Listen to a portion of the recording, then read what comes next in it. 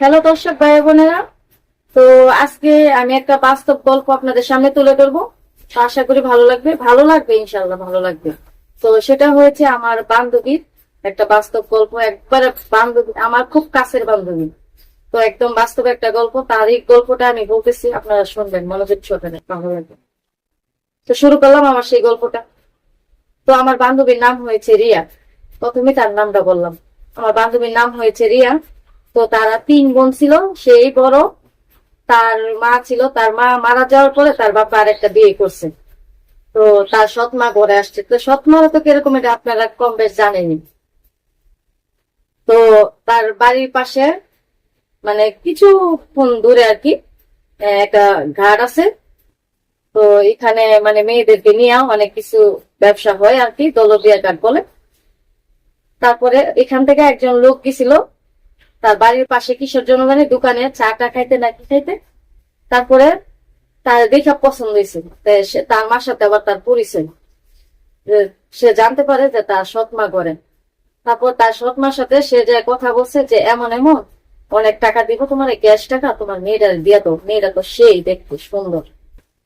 পরে তার মা এইসব আলোচনা করছে ওই লোকের সাথে, কইরা গেছে ওই দৌলতদিয়া ঘাটে ওই মহিলার কাছে গিয়ে বলতেছে এমন এমন ছবি টবি দেখাইছে, হ্যাঁ মেয়ে পছন্দ হয়েছে, মেয়ে একদম।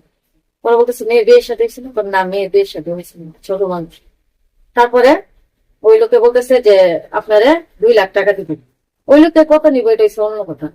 পরে 2 লাখ টাকা নিব, 2 লাখ টাকা নিব, 2 লাখ টাকা নিয়ে তার মার কাছে দিব, সে তার মেয়ের দিয়া দিবে ওই লোকের কাছে।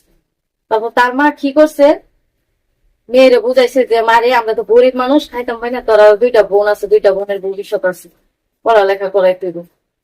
তোর এক কাজ করে একজনের বাসায় দিয়ে তুই কাজ কর, কাজ করে কিছু টাকা দিলে আমরা তুই ভালো মন্দ খাইতেও পারবি, ভালো কাপড় চাপড়ও করতে পারবি। পরে এই বড় মেয়ে তো তো চিন্তা করে পরে বলো আচ্ছা মা ঠিক আছে, পরে রাজি হয়ে গেছে।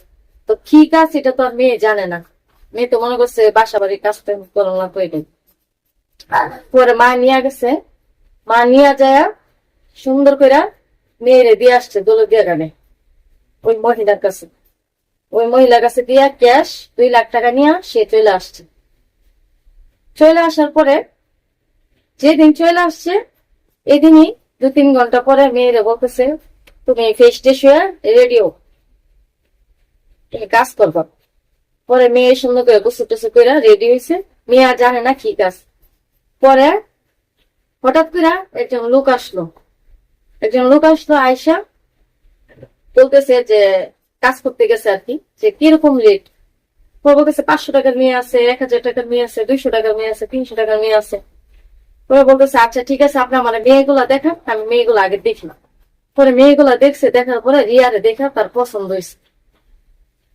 পরে বলতেছে এটা তো নতুন, আজকে সকালে দিয়ে গেছে এই মালটা, আপনি যদি এই মালটা খাইতে চান তাইলে আপনার 5,000 টাকা দিতে হইবে। পরে বলতেছে নাইট থাকলে কত, তো নাইট থাকলে 10,000, তো আমি নাইটে থাকবো। পরে রিয়া, ওই লোকটা রিয়ার সাথে নাইটে আসলো, আসার পরে এমন এমন তো রিয়ার কাছে শুনলো যে আমার তো এইগুলা করার জন্য আমার মা দিয়ে গেছে, আমি তো আমার বলছে বাসা বাড়ির কাজে করতে, তো আমার এইগুলা বলেন, তো আমি এগুলা তো করতে পারবো না, অসম্ভব আমার পক্ষে।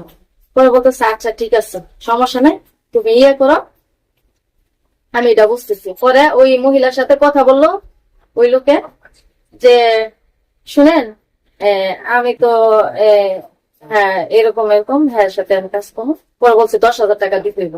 পরে 10,000 টাকায় দিছে, দিয়া বলতেছে আচ্ছা ঠিক আছে। তো ও ওই লোকে কোনো কাজ টাজ করলো না, পরে রিয়ার কাছে সবকিছু শুনলো যে এমন এমন আমার মা আমার সাথে এরকম করছে। পরে বলতেছে আচ্ছা ঠিক আছে। পরে হ্যাঁ বাইরে রুমে থেকে ওই মহিলার সাথে কথা বললো, দৌলতদিয়া ঘাটের মহিলার সাথে, যে কি এটা কিভাবে কি।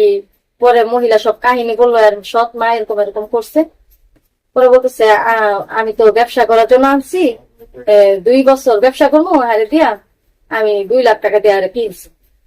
পরে ওই লোকে বললো যে 2 লাখ টাকা দিয়ে আপনি কিনছেন, আপনারে আমি তো ব্যবসা করলে তো 3-4 লাখ টাকা কামাইতাম 2 বছরে, তো আপনি এই টাকা দিতে পারলে আরে নিয়ে যেতে পারবেন, সমস্যা নেই। পরে রিয়ার জামাই বললো যে 3 লাখ টাকা দিয়ে দিব আমি, আপনি হারে দিয়ে দেন। পরে সকালবেলা সে ব্যাংকে গিয়ে টাকা উড়ে আছে 3 লাখ টাকা। উঠায় না রিয়ার এখান থেকে টাকা দিয়ে ছুটাই নিয়ে গেছে। ছুটাইয়া সে টাকা আসছে তারে নিয়ে। তো টাকা আসার পরে সে এইভাবে সংসার চলতে থাকলো তাদের। রিয়ার জামাই আইনা আগে বিয়ে করছে, বিয়ে করে তারা এইভাবে সংসার করতেছে। সংসার চলতে থাকলো। তো চলতে থাকার পর দর্শক ভাইয়েরা আপুরা, আমি একটা কথা বলি আপনাদেরকে, যদি আপনাদের সৎ মেয়ে হয়ে থাকে বা আপন মেয়ে হয়ে থাকে, আপন মেয়ে তো কেউ কোনোদিন করবে না। আর এখন তো পৃথিবীতে বেশি স্বার্থপর বেশি। তো আপনারা যদি সৎ মা হয়ে থাকেন, এই কাজটা কখনো করেন না, মেয়েদেরকে দৌলতদিয়া ঘাটে বিক্রি করেন না। কারণ ওই জায়গায় নির্যাতন হয় মেয়েদের সাথে। এই কাজটা আপনাদের করবেন না দয়া কইরা। তো আপনারা যাই কিছু করেন সবকিছু যাই না শুনা করবেন, চিন্তা ভাবনা কইরা করবেন। তো আমি আর কি বলবো, আমি আর বেশি কোনো কথা বলবো না, কারণ সে আমার কাছের বান্ধবী আসলো, সে আমাকে বলছে সব কাহিনী, তার জন্য আমি সেই কাহিনীটা আপনাদেরকে শোনাইলাম।